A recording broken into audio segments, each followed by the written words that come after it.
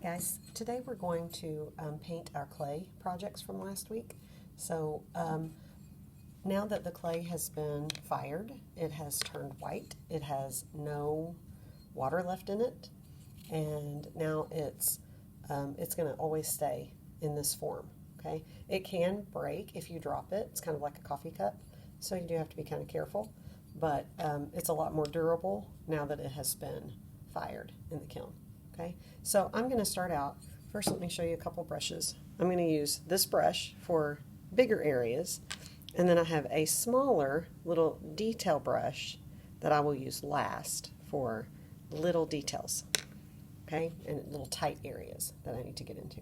So I'm going to wet my brush a little bit, get a little bit of my brown paint, and I'm just going to start painting that color on there. Now if I get it in a place where I don't want it, that's okay, because paint is one of those things we can go back and we can paint over it.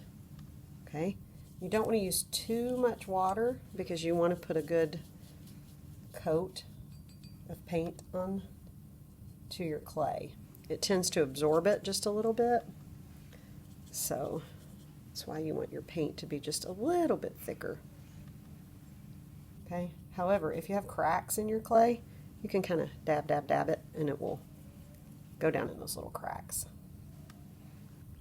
Now we're using tempera paint. Sometimes we may use a different kind of paint. Today we're using tempera, and I'm going to give you, after your paint has dried, we'll put a little varnish on it to make it shiny, because I know you guys love those shiny little clay projects.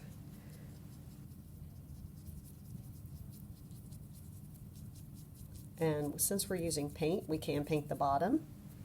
When we use glaze, we have to have some different rules, so that'll be a different video.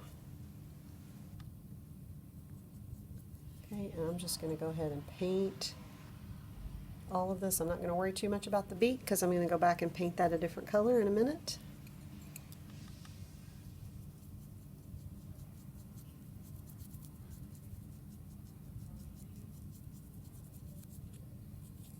Alright, so looks like I've got that covered pretty well. I'm going to check, make sure it's really all nice and filled in. It looks pretty good.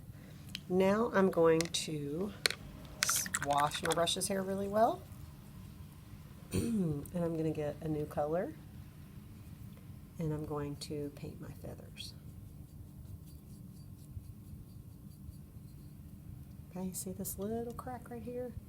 I want to dab with my brush, and it'll get, the bristles will get down in there and fill in that little spot.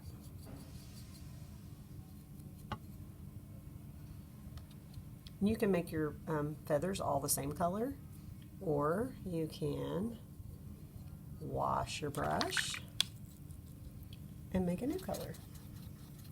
I'm going to do a little yellow here in the middle, and then that way if it blends in with the orange, that's okay.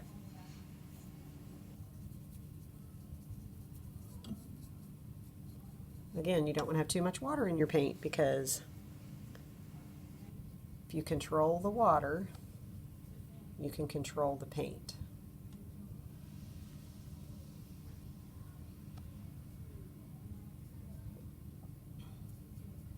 I'm going to put a good coating on there. All right, and I guess I'll make this last leaf red.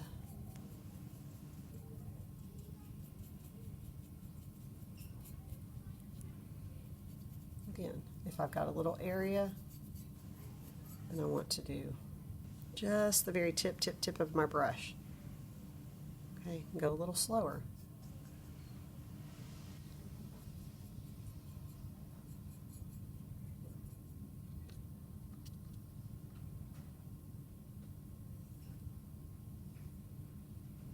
See right here where it's touching, almost touching the yellow? I'm going to go really slow and just use a very gentle brush stroke. Okay.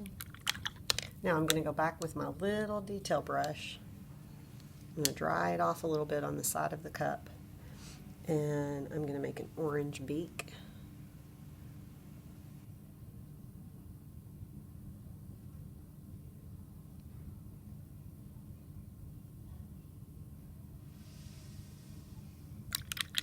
Okay, and then to do the eyes, I'm going to use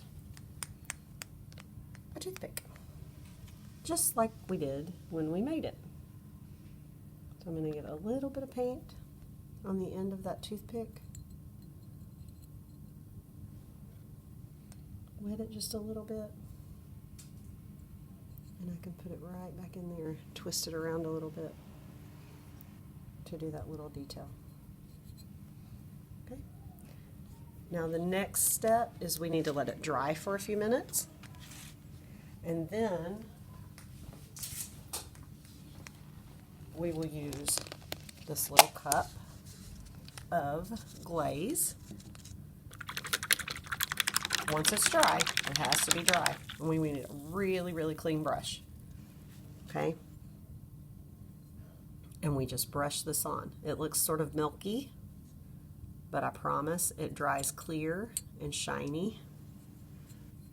Okay? Just remember, your paint has to be dry for this to work. And you just brush on a really good coating of it, spread it out.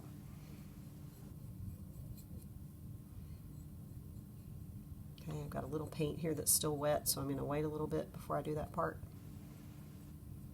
And this is kind of sticky, so you want to be careful while you're holding it. Maybe even sit it down and try to spin it around on the table while you're doing it. You can already start to see it starting to get really shiny and glossy. Super cool.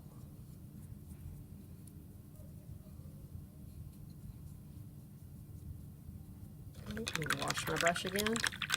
I'm going to let those leaves dry for just a minute before I finish them up. I think I can do the orange one. But you want to make sure your brush is really clean, because if you're and it has to be dry, because if your colors are not dry, you know what happens with wet paint. It mixes.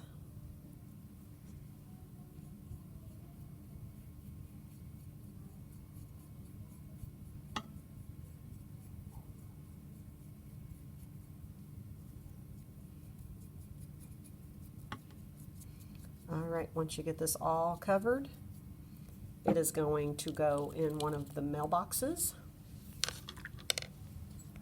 or back on the tray, okay, wherever we end up putting them to dry.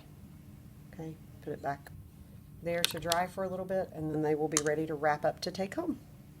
Great job, guys.